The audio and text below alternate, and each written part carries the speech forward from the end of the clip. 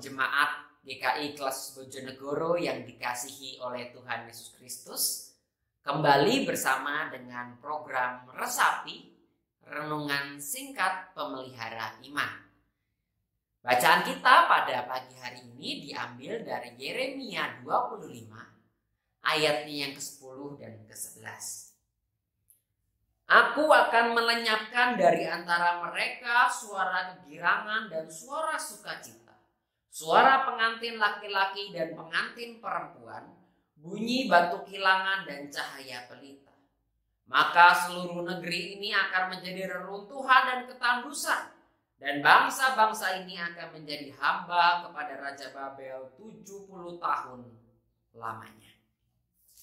Saudara-saudara yang dikasihi oleh Tuhan Yesus Kristus, Alkisah ada seorang pemuda yang dikenal baik oleh orang-orang di sekitarnya. Ia rajin beribadah, ia rajin mendengarkan firman Tuhan dan sangat peduli kepada keluarganya. Pemuda ini kemudian berusaha untuk membangun sebuah usaha wira swasta yang baru, dan berkat kegigihan dan kerajinannya, usahanya ini bertumbuh dengan sangat cepat dan ia pun menjadi sukses. Namun seiring dengan kesuksesannya, sifat dari pemuda ini kemudian berubah. Ia menjadi sombong, ia menjadi tinggi hati. Ia merasa bahwa dirinya adalah orang yang terbaik, orang pilihan Allah, dan orang-orang di sekeliling dia adalah orang yang lebih rendah kastanya. Ia tidak lagi ingat dengan Tuhan dan justru bersikap dingin kepada teman-teman dan saudara-saudaranya. Suatu ketika tiba-tiba ia mengalami musibah di mana ia ditipu oleh rekan kerjanya sehingga ia jatuh miskin dan melarat. Di titik ini dia merasa marah. Marah kepada Tuhan dan juga kepada orang yang menipunya. Mengapa hal ini bisa terjadi kepada saya? Aku adalah orang yang baik. Aku adalah orang yang terpilih. Mengapa ini bisa terjadi? Tetapi justru di sini Tuhan memakai caranya yang unik untuk menyadarkan manusia. Menyadarkan pemuda ini dari segala kesombongan dan ketinggi-hatiannya.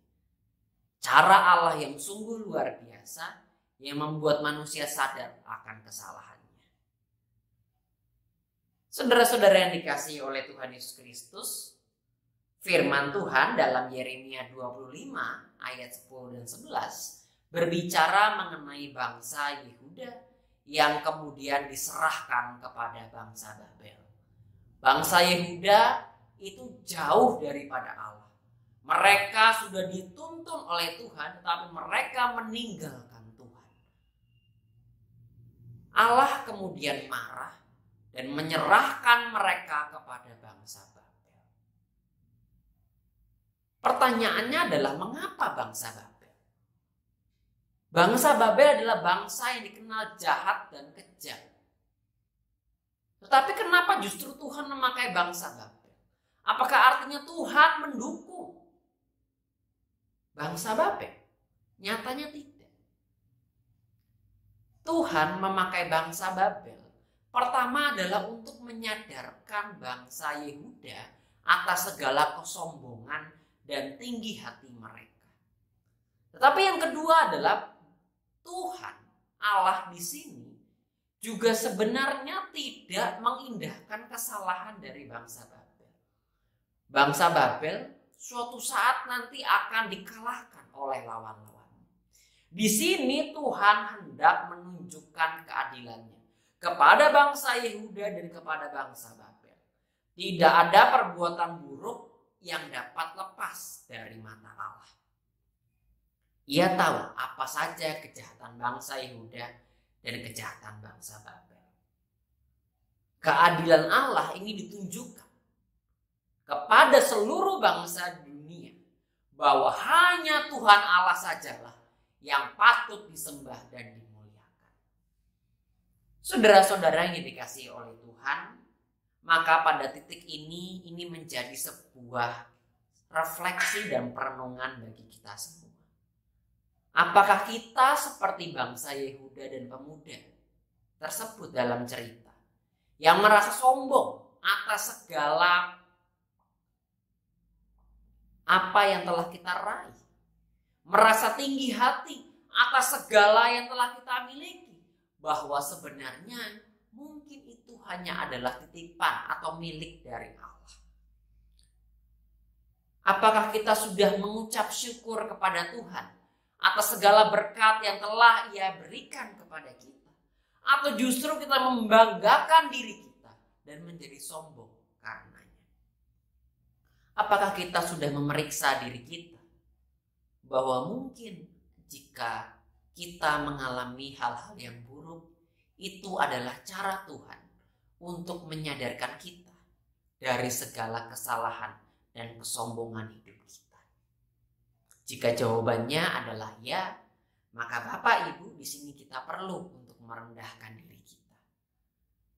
Mari kita merefleksikan diri kita, melihat bahwa kita semua adalah manusia yang lemah di hadapan Tuhan. Hanya Tuhanlah yang wajib untuk kita muliakan, dan lihatlah bahwa segala apapun yang terjadi dalam hidup kita itu adalah bagian dari rencana Allah, dan muliakanlah Allah di dalam setiap langkah dan nafas kehidupan kita. Amin. Mari kita berdoa. Tuhan, kami mengucap syukur hari ini atas renungan yang Engkau sampaikan kepada kami. Biarlah Engkau menuntun kami ya Tuhan, agar melihat apapun yang terjadi dalam hidup kami bukan sebagai hal yang untuk meninggikan kami, tetapi justru kami harus memuliakan Allah di dalam setiap langkah hidup kami. Tolong kami ya Tuhan, pimpin kami dalam setiap langkah dan nafas kehidupan kami, agar kami sejalan dan sesuai dengan kehendak-Mu saja.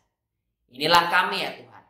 Di dalam nama Tuhan Yesus Kristus kami berdoa dan mengucap syukur. Haleluya. Amin. Sampai jumpa di dalam program Resapi yang selanjutnya. Tuhan Yesus memberkati.